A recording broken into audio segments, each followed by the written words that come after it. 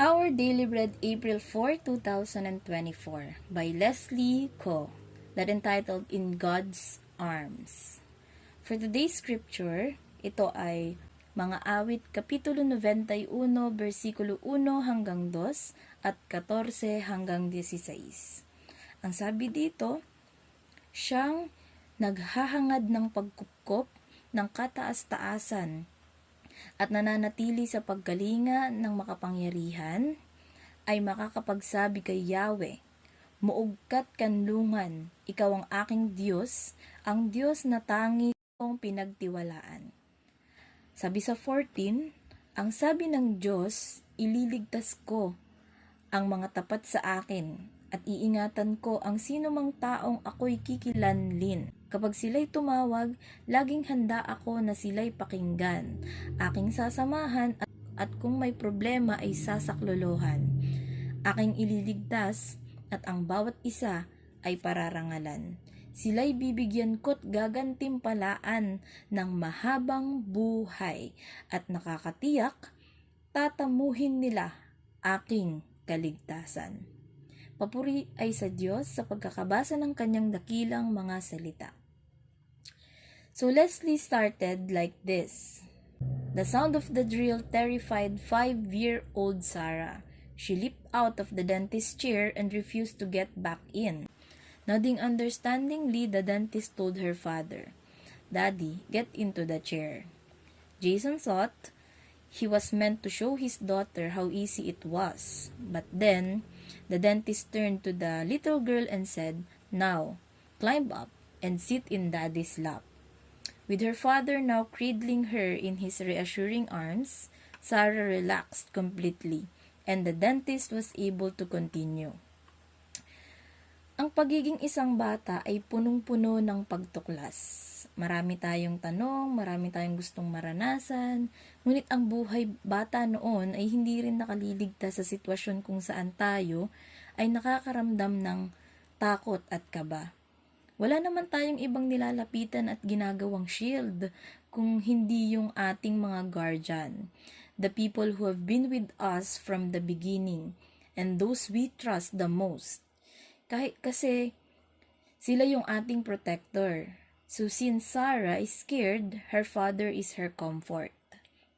So that day, Jason learned a great lesson about the comfort of the presence of his heavenly Father. That sometimes, God chooses not to take over what we have to go through. He said, "But God was showing me, I will be there with you."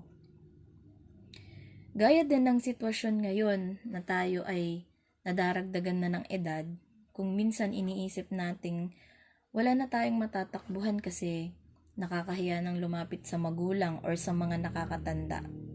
Dahil dapat isa na tayo sa nilalapitan. No, we all have weakness. It doesn't leave us just because we are older. Challenges doesn't vanish just because we become wise or wiser.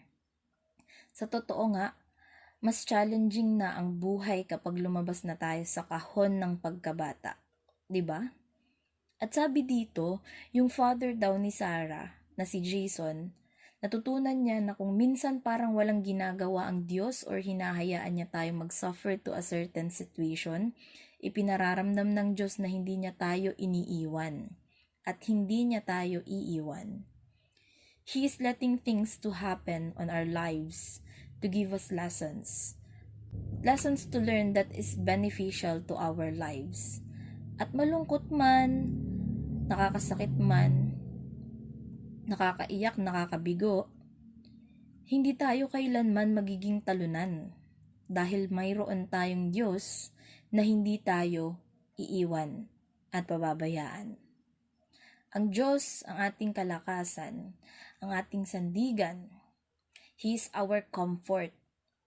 Alam nyo, nakakagaan umiyak sa tao, pero nakakapanatag umiyak sa Diyos.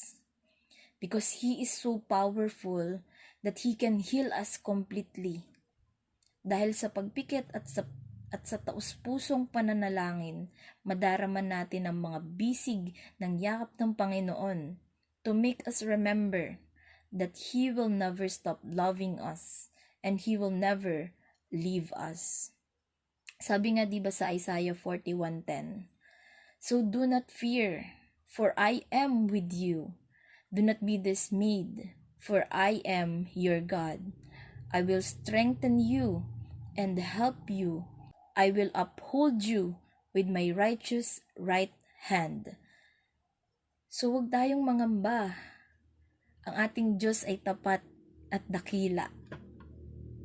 There are many unavoidable challenges and trials in life. And we will inevitably have to go through pain and suffering. But with God's reassuring arms wrapped around us, we'll be able to bear our crises and circumstances and let He strengthen our faith as we grow through them. Totoong hindi naman talaga maiiwasan ang mga pagsubok. Parte ito ng ating buhay. Ngunit kung alam natin kung kanino tayo tatakbo, sa mga oras na tayo ay lugmok at talo, there will be nothing against us. God is our comfort, the salvation we received. Let us always remember that He is with us. God bless everyone.